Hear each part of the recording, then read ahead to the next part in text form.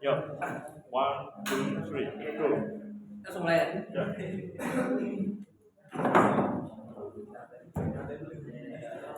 Baik, bismillahirrahmanirrahim. Assalamualaikum warahmatullahi wabarakatuh. Waalaikumsalam.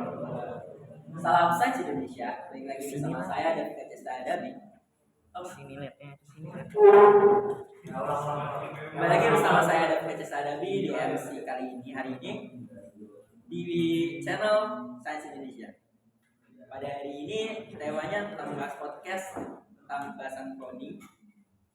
Kita telah dihadirkan oleh dua profesor besar dunia, seorang Profesor Dr. Muhammad Atif Syauqi PhD, seorang lulusan Harvard University, dan Profesor Fadil Ahmad MS, seorang ilmuwan juga yang lulusan Universitas Gadjah Mada. 2 hari lalu, hari Kamis tepatnya, dunia digegerkan oleh pengumuman sebuah individu yang diberi nama domba Dolly. Akan tapi domba itu tidak melalui proses seksual. Akan tapi domba tersebut melewati proses pengkloningan atau pembuatan. Dan saja Indonesia belum tentu mengenal lebih jauh tentang pengkloningan ini. Dan hari ini kita bahas kupas tuntas tentang pengkloningan. Baik, Profesor, bisa jelaskan tentang pengkloningan? Oke, jadi gini. Cloning sendiri itu berasal dari kata bahasa Inggris, dari kata clone, dan juga diserap ke dalam bahasa Yunani atau clone yang artinya ranting atau cabang. Jadi secara definisi, cloning itu adalah suatu proses yang dimana menghasilkan organisme baru dengan cara mengambil DNA yang identik atau hampir identik dari seekor organisme, kemudian dikembangbiakan di luar tubuh, dan hasil DNA tersebut dimasukkan kembali ke dalam organisme yang nantinya akan menghasilkan organisme anakan, dengan kata lain menghasilkan anak dengan cara buatan.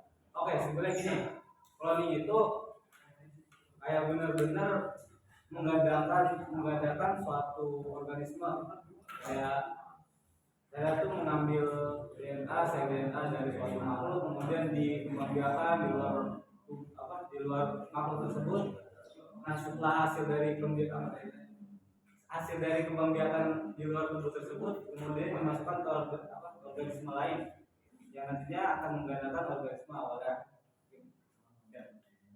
Baik. Setelah mendengarkan definisi dari Profesor Syauqi, biasanya pengkloningan itu terkait dengan pengkloningan sel atau yang lainnya. Apakah ada yang lain dengan selain pengkloningan sel, macam-macamnya mungkin?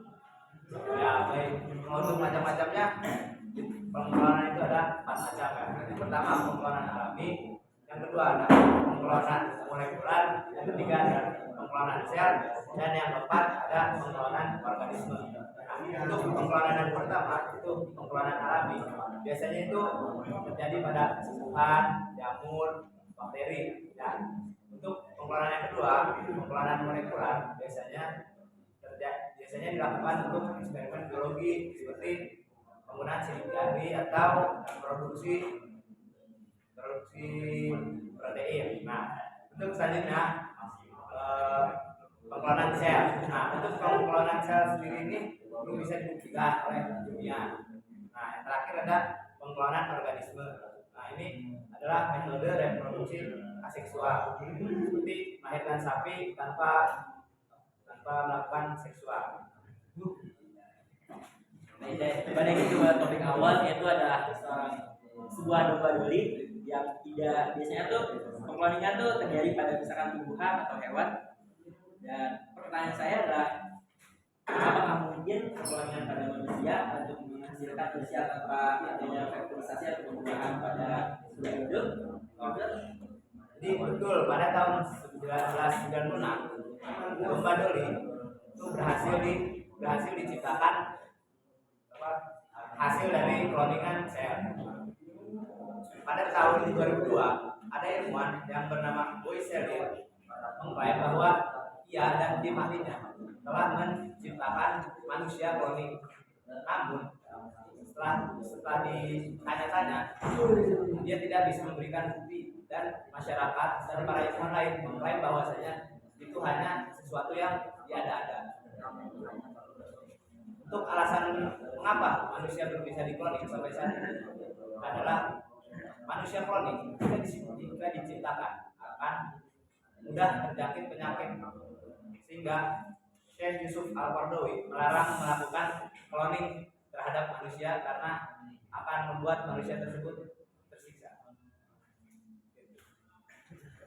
Baik, sudah pada pengunjung podcast kali ini, kesimpulannya adalah Indonesia masih perlu mengulik lebih tentang permainan tersebut. Perlu diperlukannya seorang pelajar-pelajar lebih jauh untuk menghasilkan penemuan-penemuan lainnya. Semangat kepada semua mahasiswa dan peneliti-peneliti lainnya di Indonesia agar dapat meningkatkan tingkat sains Indonesia agar dapat bersaing dengan sains-sains dunia lainnya. Baik, cukup sekian dari kita semua. Kami terima kasih Profesor Afif dan Profesor Fadil Ahmad. Salam sains Indonesia. Assalamualaikum warahmatullahi wabarakatuh. Waalaikumsalam.